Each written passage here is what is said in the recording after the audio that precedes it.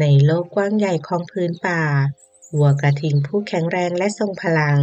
เคยคิดว่าตนเองคือผู้ที่ไม่มีวันพ่ายแพ้ต่อใครแต่บางครั้งสิ่งที่เล็กน้อยที่สุดอย่างหนูตัวเล็กก็อาจเป็นพลังที่ทำให้ผู้ยิ่งใหญ่ต้องก้มหน้ายอมรับความจริงกาละครั้งหนึ่งนานมาแล้วในผืนป่าอันกว้างใหญ่ที่เต็มไปด้วยทุ่งหญ้าเขียวขจี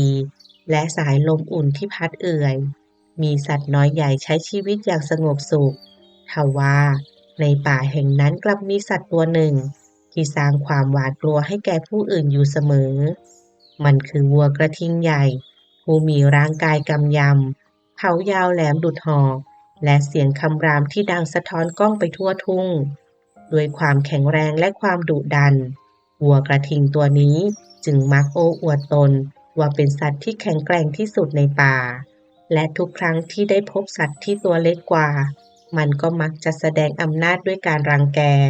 ไล่ขวิดไล่ต้อนหรือหัวเราะเยาะให้ผู้ที่อ่อนแอต้องหนีเอาชีวิตรอดบรรดากระต่ายกระรอกนกน้อยหรือแม้แต่เต่าต่างเคยถูกมันทำให้หวาดกลัว ไม่มีใครกล้าแม้แต่จะมองตาหนึ่งในนั้นคือเจ้าหนูน้อยตัวเล็กผู้ที่ถูกดูหมิ่นเหยียดหยามมาหลายครั้งแม้มันจะไม่อาจตอบโต้ได้แต่ในใจลึกๆกลับเต็มไปด้วยความมุ่งมั่นว่าสักวันหนึ่งวัวกระทิงผู้โอหังจะต้องได้รับบทเรียนจนกระทั่งวันหนึ่งโอกาสนั้นก็มาถึงวัวกระทิงที่เหนื่อยล้าจากการเดินอวดอ้างไปทั่วป่า ได้นอนเอนกายหลับใต้ต้นไม้ใหญ่ มันกลนเสียงดังราวกับฟ้าร้องก้องไปไกล เจ้าหนูน้อยที่ซ่อนตัวอยู่ไม่ห่าง เห็นดังนั้นก็รวบรวมความกล้า และคิดว่าถึงเวลาแล้วที่จะต้องลงมือ มันค่อยๆย่องเข้าไปอย่างเงียบงันจนถึงปลายหางของวัวกระทิง แล้วกัดเข้าไปเต็มแรง ความเจ็บปวดทำให้วัวกระทิงสะดุ้งตื่นในทันที มันสะบัดตัวอย่างแรง ใช้เท้าขุดค้นรอบๆแต่กลับไม่พบผู้ใดเจ้าหนูน้อยไหวตัวทันรีบหลบกลับเข้าไปในรูเล็กๆที่ปลอดภัยอยู่ใกล้ๆแม้วัวกระทิงจะค้นหาอยู่นานแต่ก็ไม่พบตัวการความโกรธเกรี้ยวทำให้มันหงุดหงิดและหมดแรงจึงตัดสินใจกลับไปนอนต่อทว่าเจ้าหนูยังไม่ละความพยายามมันย่องออกมาจากที่ซ่อนอีกครั้ง คราวนี้ตรงไปกัดหูของวัวกระทิงด้วยแรงทั้งหมดที่มี เสียงร้องด้วยความเจ็บปวดดังสะท้อนก้องป่าอีกครั้ง ก่อนที่เจ้าหนูจะวิ่งหนีกลับลงรูไปอย่างรวดเร็ว ความโกรธครั้งนี้รุนแรงกว่าครั้งก่อนวัวกระทิงเริ่มขวิดพื้นอย่างบ้าคลั่งจนดินสะเทือนฝุ่นพุ่งกระจาย เสียงกระแทกดังสนั่นไปทั่วเพราะว่าแรงที่ใช้กลับทำให้เข่าข้างหนึ่งของมันหักลงมา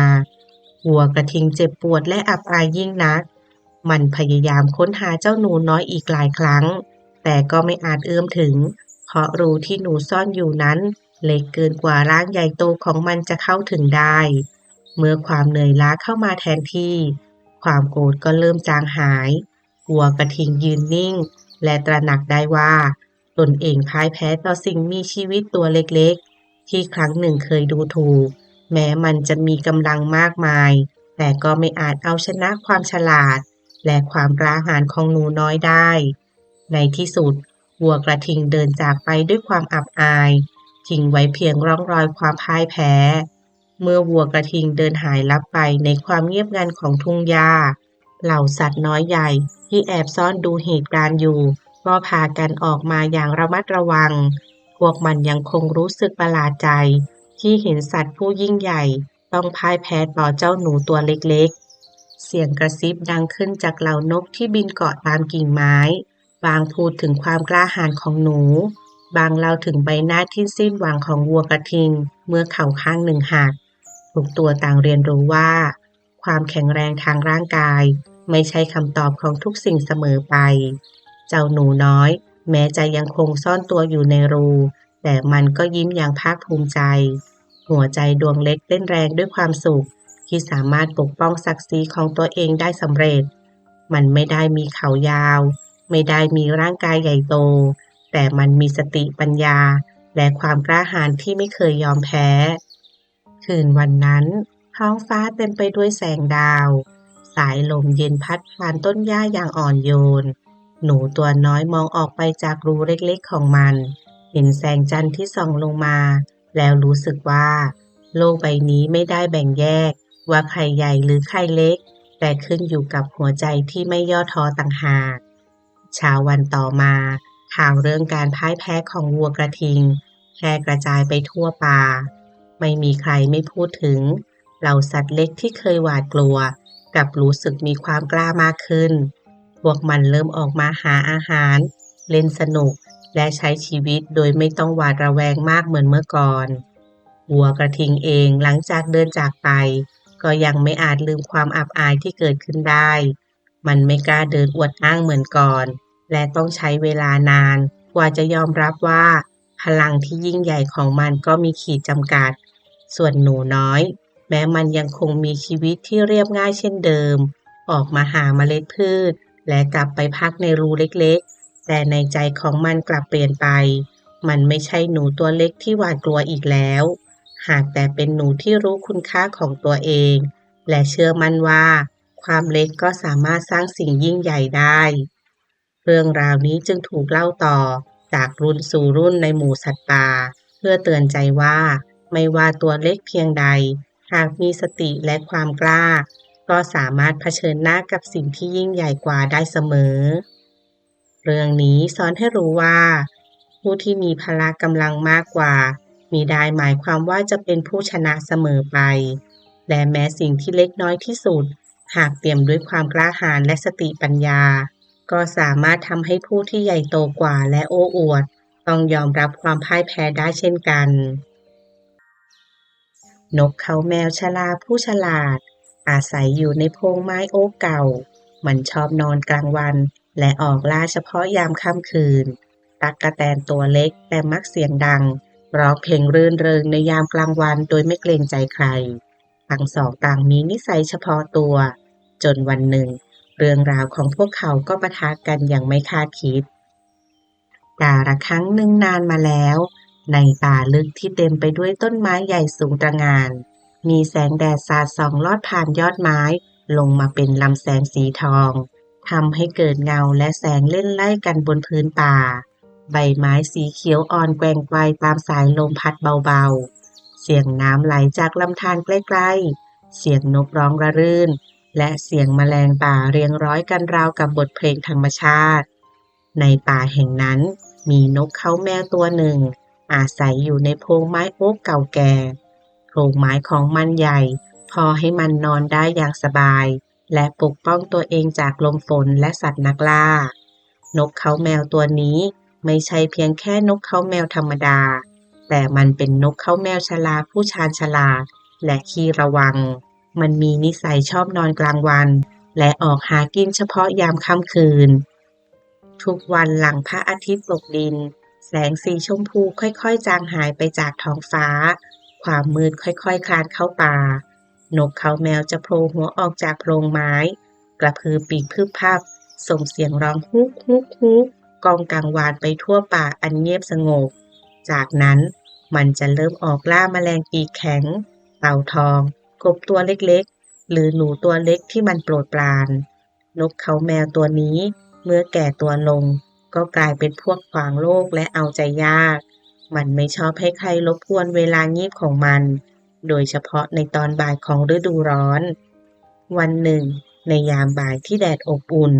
ลมอ่อนพัดเอื่อยๆนกเขาแมวกำลังนอนหลับอยู่ในโพรงไม้โอ๊กเสียงใบไม้แกว่งไกว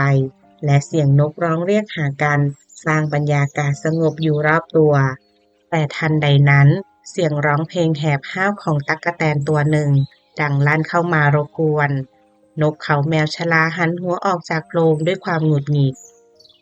ได้โปรดออกไปจากตรงนี้ทีเถิดท่านมันพูดด้วยน้ำเสียงจริงจังท่านไม่มีมารยาทเลยหรืออย่างน้อยก็ควรเคารพข้าให้นอนหลับสงบตั๊กแตนไม่สนใจคำขอของนกเขาแมว กลับตอบเสียงแข็งข้าก็มีสิทธิ์อยู่ที่นี่ปลายแสงอาทิตย์เหมือนที่ท่านมีสิทธิ์ในโพรงไม้ของท่านจากนั้นมันก็เร่งเสียงร้องเพลงดังขึ้นอีกเสียงแหบห้าวก้องไปทั่วป่า นกเขาแมวชราผู้ฉลาดรู้ดีว่าการเถียงต่อไปคงไม่เป็นผลมันจึงลืมตาเพียงครึ่งหนึ่งปรับอารมณ์ให้สงบและคิดหาวิธีแก้ปัญหาโดยไม่เสียเวลามันพูดด้วยน้ำเสียงสุภาพถ้าอย่างนั้นหากข้าต้องตื่นเสียแล้วข้าคงต้องทำใจให้รื่นรมกับเสียงเพลงของท่านข้าจะเสนอสิ่งเล็กๆเพื่อให้ท่านเพลิดเพลิน นกเขาแมวเล่าให้ตั๊กแตนฟังว่ามีองุ่นสุดยอดส่งตรงจากเทือกเขาโอลิมปัสซึ่งเทพอพอลโลเคยเสวยก่อนขับขานบทเพลงให้เหล่าทวยเทพฟังมันเชิญชวนตั๊กแตนให้เข้ามาลิ้มลององุ่นด้วยกันพร้อมบอกว่าเครื่องดื่มเลิศรสนี้จะช่วยให้เสียงไพเราะดังเทพตั๊กแตนผู้โง่เขลาหลงเชื่อคำเยินยอของนกเขาแมวมันกระโดดเข้าไปในโพรงไม้โดยไม่ระวังตัว ทันทีที่มันเข้ามาใกล้นกเขาแมวนกเขาแมวก็ฉวยโอกาสจิกเข้าปากทันทีเสียงร้องแหบห้าวของตั๊กแตนเงียบลงไปพร้อมกับความเงียบสงัดของป่าเหตุการณ์นั้นป่ากลับคืนสู่ความสงบใบไม้แกว่งไปตามลมอีกครั้งแมลงตัวเล็กๆเริ่มบินร่อนและเสียงนกร้องกลับมาร้องเรียงกันเหมือนเดิมนกเขาแมวกลับไปนอนหลับในโพรงของมันอย่างสงบ และออกล่าในยามค่ำคืนตามปกติ สัตว์ในป่าเรียนรู้บทเรียนสำคัญว่าการโอ้อวดเสียงดังและเชื่อคำชื่นชมปลอมๆอาจนำอันตรายมาให้ พวกมันเริ่มให้ความเคารพต่อกันมากขึ้นและระมัดระวังตัวเองอยู่เสมอ ทุกค่ำคืนเสียงของนกเขาแมวชลาดังก้องไปทั่วป่าเป็นสัญลักษณ์เตือนใจแก่สัตว์ทั้งหลายให้ระมัดระวังตน และอย่าไว้ใจคำสรรเสริญโดยไม่พิจารณา ตั้งแต่นั้นมาเสียงร้องของนกเขาแมวชลายามค่ำคืนยิ่งมีความน่ากลัวและชาญฉลาดยิ่งขึ้น เสียงของนกเขาแมวมันดังก้องติดหูเป็นสัญลักษณ์ของความชาญฉลาดและความระมัดระวัง ในบางคืนมีสัตว์ป่าตัวเล็กๆ เช่นกระรอกและหนูมานั่งฟังเสียงนกเขาแมวชลาราวกับเรียนรู้บทเรียนชีวิต เสียงนั้นไม่ได้เพียงทำให้หวาดกลัวแต่ยังสอนให้สัตว์ป่ารู้จักคิดและระวังตัวและทุกเช้าของฤดูร้อนแสงแดดสาดส่องผ่านยอดไม้ผืนป่าเต็มไปด้วยหมอกบางๆทำให้สัตว์ทุกตัวรู้สึกสดชื่นแมลงเริ่มบินร่อนกระรอกวิ่งเล่นบนกิ่งไม้และนกเขาแมวชลาก็กลับเข้าโพรงไม้ของมันเตรียมตัวนอนกลางวันอีกครั้งเรื่องนี้สอนให้รู้ว่า คำเยินยอไม่อาจพิสูจน์ความชื่นชมที่แท้จริง อย่าปล่อยให้คำสรรเสริญเยินยอทำให้คลายความระมัดระวังต่อศัตรู แต่อย่าลืมใช้ความฉลาดและความอดทนในการแก้ปัญหา ลูกแกะน้อยตัวขาวผู้อ่อนโยนและไร้เดียงสา มักใช้ชีวิตอย่างสงบสุขไปกับธรรมชาติรอบกาย ส่วนหมาป่าผู้ดุร้ายเต็มไปด้วยความโหยหิวและความเจ้าเล่ห์คอยหาจังหวะล่าเหยื่ออยู่เสมอ เมื่อทั้งสองมาเผชิญหน้ากันณริมลำธารความอ่อนโยนและความโหดร้ายจึงถูกทดสอบในคราวเดียว กาละครั้งหนึ่งนานมาแล้วในป่าใหญ่เขียวชอุ่มที่แผ่กว้างไกลสุดสายตาผืนป่าแห่งนั้นปกคลุมด้วยต้นไม้สูงใหญ่เถาวัลย์พันเกี่ยวกิ่งไม้ราวกับม่านธรรมชาติกลิ่นหอมสดชื่นของดินชื้นและหญ้าเขียวกลุ่นไปทั่วหมอกบางลอยคลอเคลียเหนือยอดหญ้าส่องประกายระยิบระยับเมื่อกระทบกับแสงอาทิตย์แรกยามรุ่งอรุณ เสียงนกร้องเจ้ยแจ้วประสานกันเป็นท่วงทำนองแห่งชีวิต บางตัวโบยบินตัดผ่านท้องฟ้า บางตัวเกาะกิ่งไม้แล้วขับขานด้วยเสียงใส สายน้ำใสไหลลิ่นจากภูเขาสูงลงมาสู่ลำธารเล็กๆ เสียงน้ำสู้ซ่าดังสม่ำเสมอ ดังบทเพลงแห่งธรรมชาติที่ไม่มีวันหยุดพัก โขดหินน้อยใหญ่ที่เรียงรายในลำธารถูกกระแสน้ำกัดเซาะจนกลมมนและเย็นเยียบ ป่าแห่งนี้ดูสงบสุขเหล่าสัตว์น้อยใหญ่ต่างอาศัยอยู่อย่างกลมกลืนกับธรรมชาติกวางเดินหากินหญ้าอย่างไม่เร่งรีบกระรอกวิ่งไต่กิ่งไม้หางพองฟูผีเสื้อโบยบินเคล้าคลอดอกไม้สีสันสดใสทุกชีวิตดูเหมือนจะดำเนินไปอย่างปกติแต่ในความเงียบสงบก็มักแฝงด้วยเงามืดเสมอณริมลำธารสายหนึ่ง ลูกแกะตัวน้อยที่บังเอิญพลัดหลงจากฝูงของมันกำลังยืนดื่มน้ำอย่างเงียบสงบหยดน้ำเกาะตามปากเล็กๆของมันระยิบระยับแสงแดดยามเช้าส่องกระทบขนขาวนวลทำให้ลางเล็กๆดูบริสุทธิ์ราวกับก้อนเมฆสีขาวกลางทุ่งหญ้าดวงตากลมโตของมันใสซื่อสะท้อนภาพท้องฟ้าและยอดไม้ลูกแกะไม่รู้เลยว่าทุกฝีก้าวของมันกำลังถูกเฝ้ามองจากสายตาอีกคู่หนึ่งสายตาที่เต็มไปด้วยความหิวกระหายและโหดเหี้ยมในเช้าวันเดียวกันนั้นบนฝั่งต้นน้ำซึ่งสูงขึ้นไปไม่ไกลหมาป่าตัวหนึ่งกำลังเดินตะเวนหาของกินท้องของมันหิวโซจนแววตาแดงก่ำมันเดินลัดเลาะมาตามทางดินแคบๆหูตั้งขึ้นเพื่อฟังทุกความเคลื่อนไหวในป่าเสียงกรอบแกรบของใบไม้แห้งใต้เท้าของมันสะท้อนถึงความเงียบและความหิวโหยเมื่อมันก้าวลงใกล้ลำธารดวงตาคมกริบก็พลันจับจ้องไปยังภาพหนึ่งลูกแกะตัวเล็กที่ยืนอยู่เพียงลำพังหัวใจของหมาป่าเต้นแรงริมฝีปากของมันเผยเล็กน้อยจนเห็นเขี้ยวแหลมคมอาหารเช้ามันคิดความหิวโหยผลักดันให้ความดุร้ายพุ่งพล่านตามกฎของหมาป่าหากพบเหยื่อเช่นนี้มันจะไม่มีวันปล่อยให้รอดไปได้แต่กระนั้นเมื่อหมาป่ามองดูร่างเล็กๆที่ไร้เดียงสามันกลับหยุดชั่วขณะความคิดพุ่งขึ้นในหัวหากมันกระโจนใส่ทันทีก็จะดูเป็นเพียงสัตว์ป่าเถื่อนไร้ซึ่งเหตุผลและศักดิ์ศรีหมาป่าจึงคิดหาหนทางหาข้ออ้างที่จะทำให้การกระทำของมันดูชอบธรรมแม้ในความจริงแล้วมันไม่เคยต้องการเหตุผลเลยก็ตามมันสูดลมหายใจเข้าลึกแล้วแผดเสียงคำรามก้องกังวานไปทั่วทั้งลำธารเสียงสะท้อนดังไปตามผืนน้ำและต้นไม้รอบข้างเจ้ากล้าดีอย่างไรถึงมาย่ำทำให้น้ำของข้าขุ่นมัวเจ้าต้องถูกลงโทษอย่างสาสมเสียงนั้นรุนแรงจนบรรดานกที่เกาะอยู่บนกิ่งไม้ต่างพากันบินกระพือปีกหนีด้วยความตกใจใบไม้บนต้นไม้สั่นไหวเสียงสะท้อนดังก้องราวกับพายุลูกแกะสะดุ้งเฮือกหัวใจเต้นแรงราวกับกองศึกมันหันมองไปทางหมาป่าด้วยดวงตาเบิกกว้างน้ำในปากยังไม่ทันกลืนลงคอความหวาดกลัวแผ่ซ่านไปทั่วร่างกายเล็กๆมันพยายามรวบรวมความกล้าแล้วตอบเสียงสั่นเครือว่าท่านหมาป่าโปรดอย่าได้โกรธเลยถึงอย่างไรข้าก็ไม่อาจทำให้น้ำขุ่นที่ท่านดื่มได้หรอกก็ท่านอยู่ต้นน้ำส่วนข้าอยู่ปลายน้ำมิใช่หรือคำพูดนั้นเต็มไปด้วยเหตุผลแต่หมาป่ามิได้สนใจแม้เพียงน้อยมันเค้นเสียงคำรามต่ำๆแล้วตอบกลับด้วยแววตาดุดันเจ้ามันโกหกข้าได้ยินมาว่าเมื่อปีกลายเจ้าเคยใส่ร้ายข้าลูกแกะรีบใส่หัวทั้งน้ำตาคลอเบ้าข้าเพิ่งเกิดปีนี้เองท่านหมาป่าข้าไม่มีทางจะกล่าวโทษท่านเมื่อปีกลายได้เลยแต่หมาป่าก็ยังไม่หยุดมันหัวเราะเย็นชาเสียงหัวเราะนั้นก้องสะท้อนจนบรรยากาศรอบข้างหนักอึ้งถ้าไม่ใช่เจ้าก็ต้องเป็นพี่ชายของเจ้าแน่นอนลูกแกะพยายามกลืนก้อนสะอื้นในลำคอเสียงของมันเบาจนแทบกลายเป็นสายลมข้าไม่มีพี่ชายเลยสักตัวเดียวหมาป่าหลีตาลงค่อยๆก้าวเข้าใกล้กลิ่นคาวจากลมหายใจของมันลอยออกมาคลุ้งไปทั่วบรรยากาศถ้าอย่างนั้นก็ต้องเป็นใครสักคนในครอบครัวเจ้าอยู่ดีไม่ว่าจะเป็นใครข้าก็ไม่สนเพราะในสายตาของข้า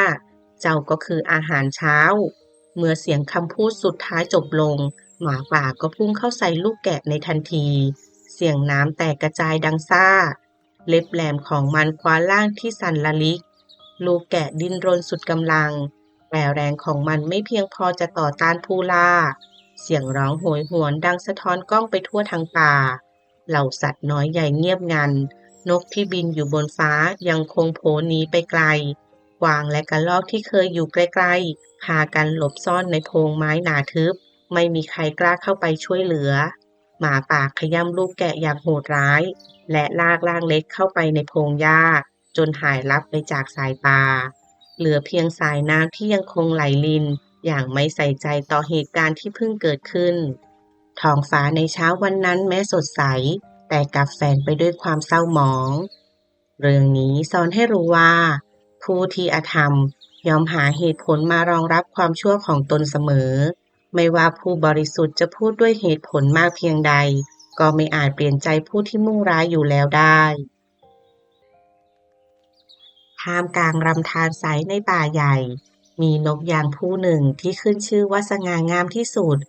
มันภาคภูมิใจในรูปร่างและความงามของตนจนไม่มีใครเทียบได้แต่ความเย่อหยิ่งนี้เองกำลังพามันไปพบเรื่องราวที่ไม่มีวันลืมกาละครั้งหนึ่งนานมาแล้วในผืนป่าอันกว้างใหญ่ที่มีทั้งทุ่งหญ้าเขียวขจีและลำธารทรายเล็กๆไหลผ่านสายน้ำใสดุจแก้วสะท้อนแสงตะวันยามเช้าเป็นประกายระยิบระยับสองฝั่งลำธารมีต้นไม้ใหญ่ยืนต้นสูงตระหง่าน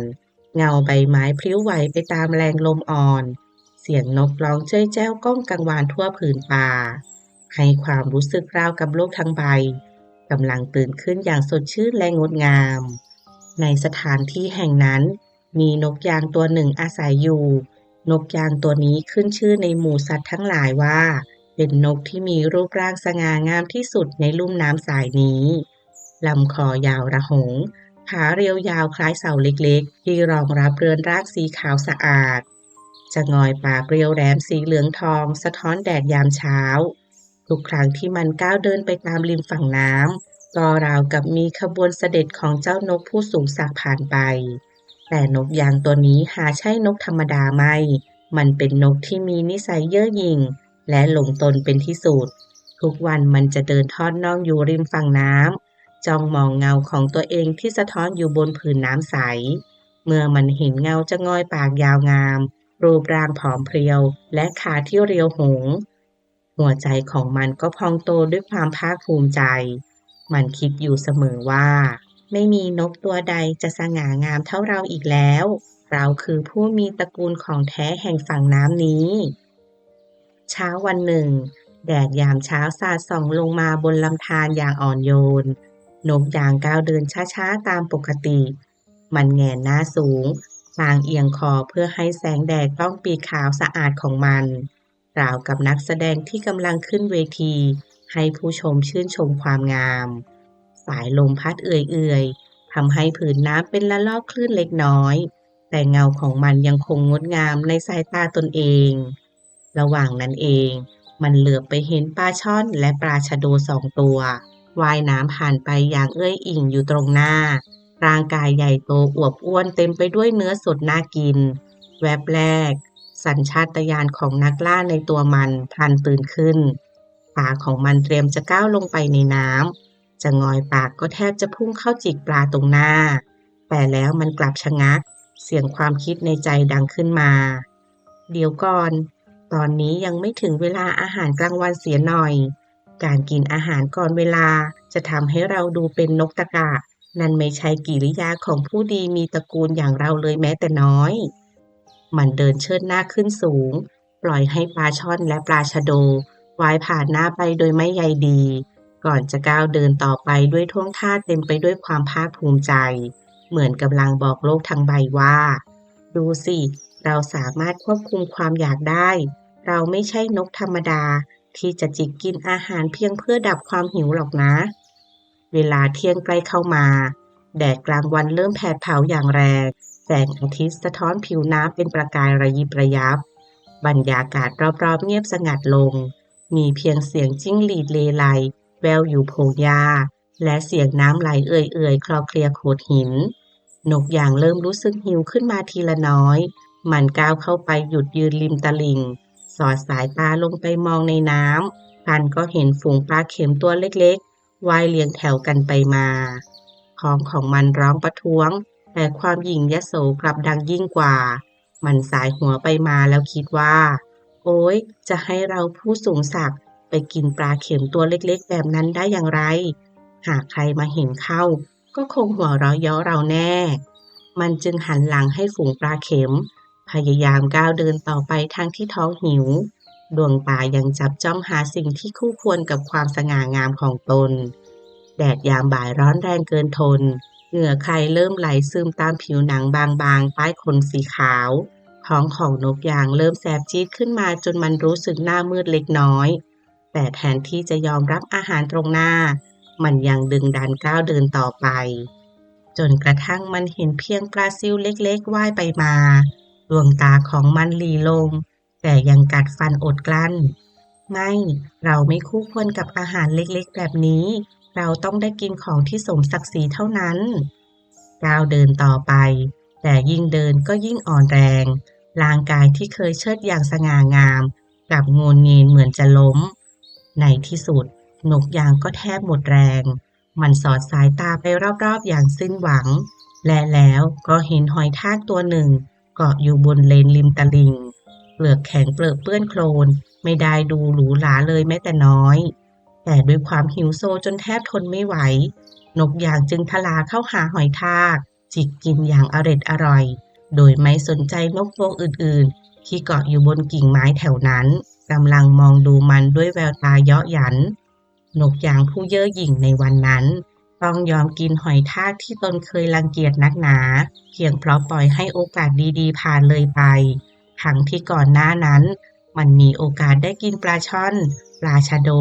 หรือปลาเข็มเป็นอาหารอันโอชะเรื่องนี้สอนให้รู้ว่าเมื่อโชคลาภและโอกาสมาอยู่ตรงหน้า